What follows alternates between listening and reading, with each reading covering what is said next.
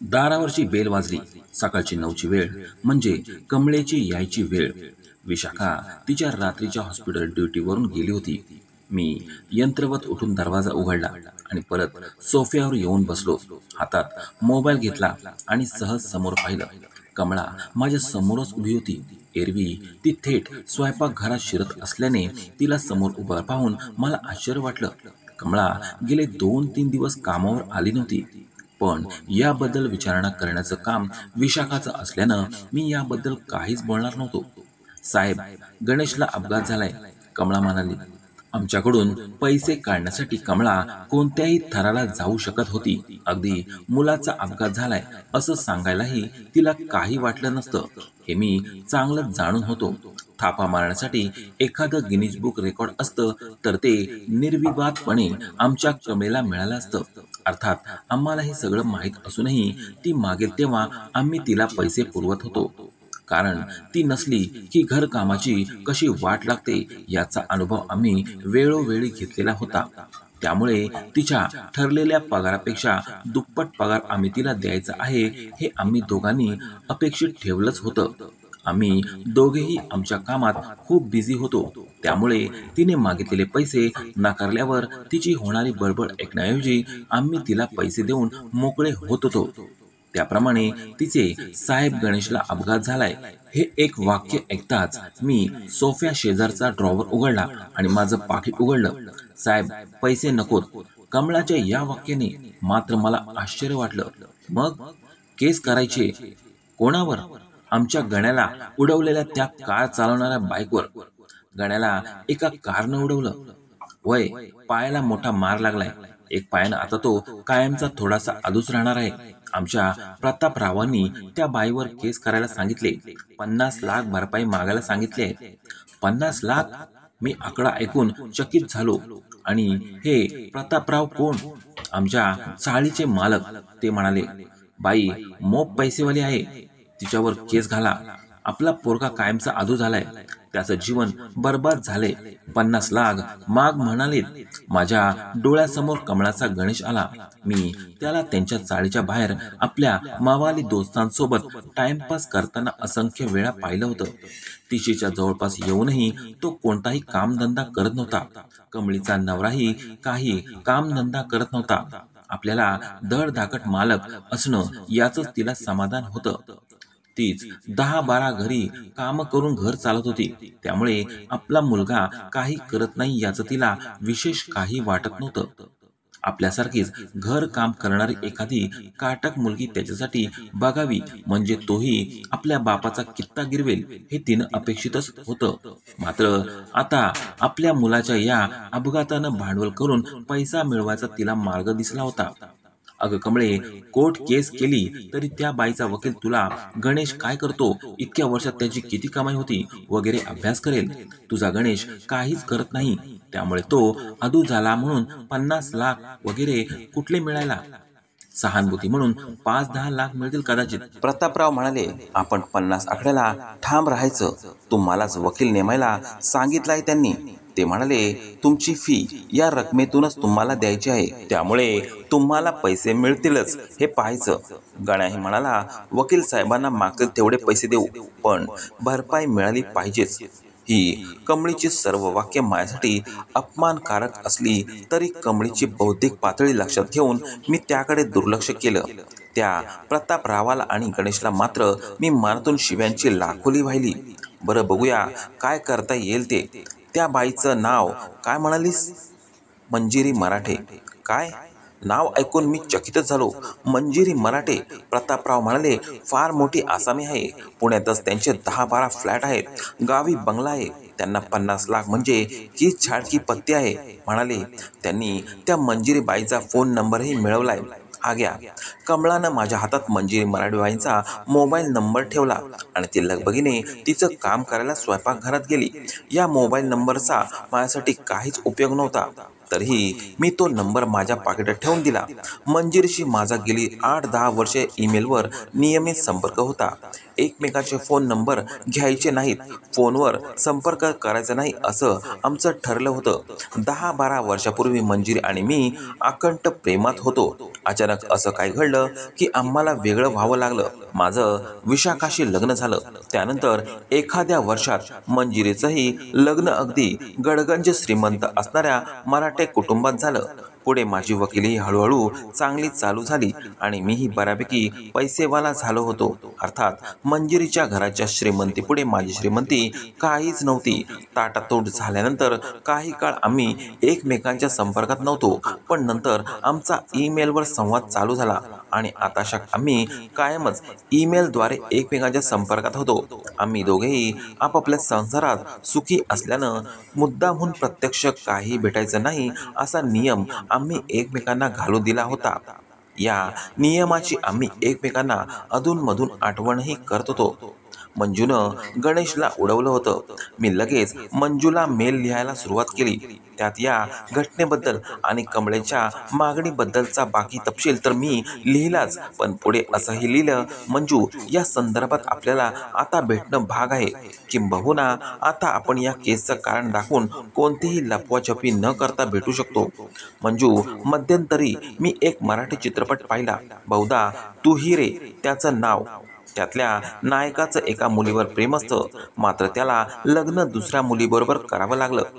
तेव्हा तो मित्रांना म्हणतो, अरे, ज्या मुलीला ओळखतही नाही तिच्याच बरोबर अख्खं आयुष्य घालवायचंय, आणि ज्या मुलीबरोबर अख्खं आयुष्य घालवायची इच्छा आहे तिच्याबरोबर एक दिवसही घालवता येऊ नये. त्याचं हे वाक्य पुढं त्याच्या एका मित्राकडून त्याच्या बायकोला कळतं. मग ती या नायकाला त्याच्या जुन्या प्रियसीबरोबर एक पूर्ण दिवस घालवण्याची सगळी व्यवस्था करते. मंजू, मला या चित्रपटातील ही संकल्पना फार आवडली, पण तुझा नवरा किंवा माझी बायको आपल्याला असं काही प्रत्यक्ष करू देईल असं वाटत नाही. आता या केसच्या निमित्तानं आपण अगदी एक संपूर्ण दिवस जरी नाही तरी काही तास बरोबर घालवू शकतो. खूप काही बोलायचं आहे, खूप काही सांगायचं आहे. अनेक गोष्टी ईमेलवर लिहिता येत नाहीत, त्या प्रत्यक्ष बोलायच्या आहेत. मी माझा ईमेल संपवला, सेंड केला. दुसरा दिवस उजाडला. दारावरची 9ची बेल वाजली. आज विशाखाला सुट्टी होती. तिनं दरवाजा उघडला. अतिशय उत्साहात, एकदम वेगाने कमळी घरात शिरली आणि थेट माझ्या पायाच पडली. साहेब, तुमच्या एका फोननं माझं काम झालं बघा. मराठी बाई कोणतीही घासाघीस न करता 50 लाख द्यायला तयार झाल्या. प्रतापराव म्हणतात, बाईंनी अपघातावेळी नक्कीच ढोसली असणार, त्यामुळे कोर्टात, मीडियात मराठे फॅमिलीची बदनामी नको म्हणून तयार झाले लगेच. काहीतरीच काय बोलतेस मंजू, दार पिऊन गाडी चालवणं शक्यच नाही. मी कमळेच्या वाक्याने आलेल्या संतापाने एकदम बोलून गेलो. तुम्हाला काय माहिती, आणि तुम्ही एकदम मंजू वगैरे म्हणताय, जसं काही तुमची मैत्रीणच लागून गेली ती मंजिरी मराठे. विशाखाने अचानक प्रश्न केला तसा मी गडबडलो, पण काही क्षणात सावरून घेण्यासाठी मी म्हटलं, अगं, मराठी कुटुंब किती प्रसिद्ध आहे, केवढी मोठी इंडस्ट्री आहे त्यांची. त्यांच्या सगळ्या कुटुंबियाविषयी पेपरात कितीदा तरी येत असतं, त्यामुळे एकदम असं बोललं गेलं. आपण एरवीही नाही का सहज कंगना, रिया वगैरे म्हणत असतो, त्या काय माझ्या मैत्रिणी असत. मध्यंतरी या मंजूचं एका डायमंड व्यापाऱ्याच्या मुलाबरोबर लफड असल्याचंही ऐकलं होतं. विशाखानं तारे तोडले. तेही साफ खोटं होतं. मी परत न राहून म्हणालो, तुम्हाला ना सगळ्या जगाच्या विरुद्ध काहीतरी नेमकं ठाऊक असतं. फार ओव्हर कॉन्फिडन्सने बोलता, एखाद्या गोष्टीबद्दल काही माहीत नसताना. माझ्या आत्मविश्वासाने एखादी गोष्ट ठाम सांगण्याच्या सवयीचा इथे मला असा फायदा झाला. 2 वेळा बोलण्यात गडबडूनही विशाखानं माझं बोलणं मनावर घेतलं नव्हतं. मंजूनं 50 लाख देण्याचा हा निर्णय असा एकदम घेतल्यानं मी फार डिस्टर्ब झालो. तिनं माझ्याशी ईमेलवर काही चर्चाही केली नव्हती. मी चटकन लॅपटॉप उघडला, ईमेल चेक केला. अपेक्षेप्रमाणे ईमेल आलेला होताच. प्रशांत, तुझा मेल वाचला. तू ज्या चित्रपटाचा उल्लेख केला होतास तो मी पाहिला नव्हता. तो मी लगेच कालच पाहिला नेटवर. आपण एकमेकांना न भेटण्याचा घेतलेला निर्णय माझ्या मते अगदी योग्य आहे, कारण त्या चित्रपटात दाखवल्याप्रमाणे आपण जर एकट्याने भेटलो तर आपला संवाद गप्पांपर्यंत मर्यादित राहणं शक्य नाही, याची मला खात्री आहे. नियतीनं आपल्याला एकत्र येऊ दिलं नाही, त्यात तिचा काहीतरी उद्देश असावा. आपण नियतीच्या विरुद्ध काही करणं फार मोठी चूक होऊ शकेल. त्यामुळे कोर्टात वगैरे न जाता तुझ्याकडे काम करणाऱ्या कमळेची मागणी मी मान्य करायचं ठरवलं.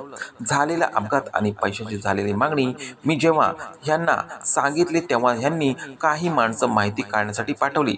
गणेश, त्याची सगळी मावाली मित्रमंडळी आणि प्रतापराव या गावगुंडाचा या सगळ्याला असलेला पाठिंबा बघून यांनीही रक्कम देऊन हे प्रकरण मिटवायला सांगितलं आहे.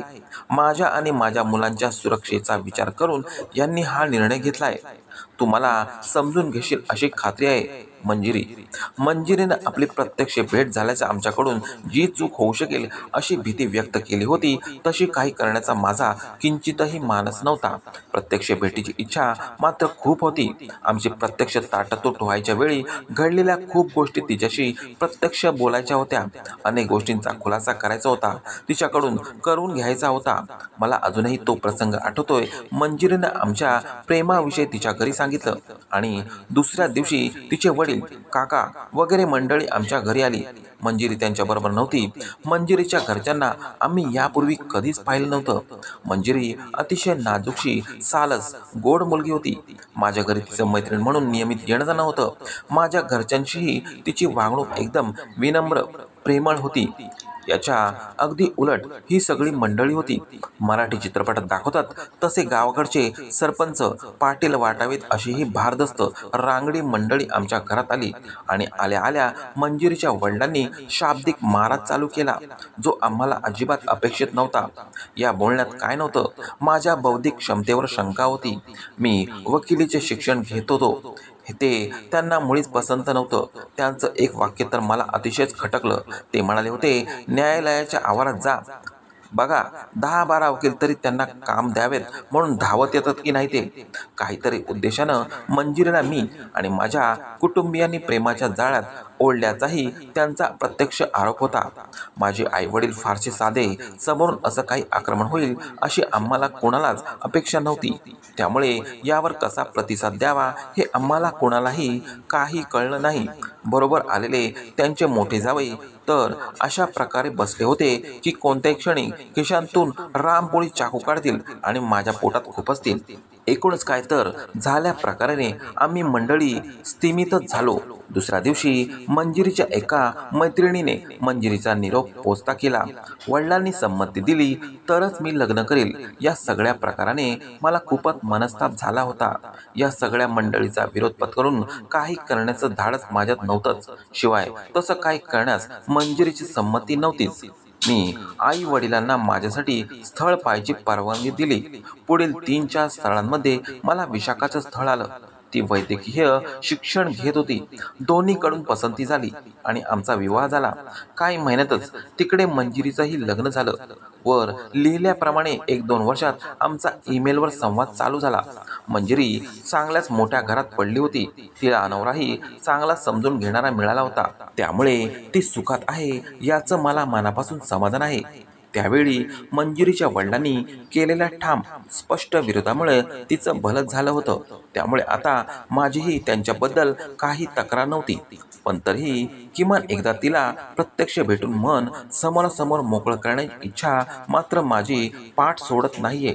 कोर्टातही न जाता कमळेला अपेक्षित असलेली भरपाई माझ्यामुळे मिळाल्याने कमळी भलतीच खुश होती.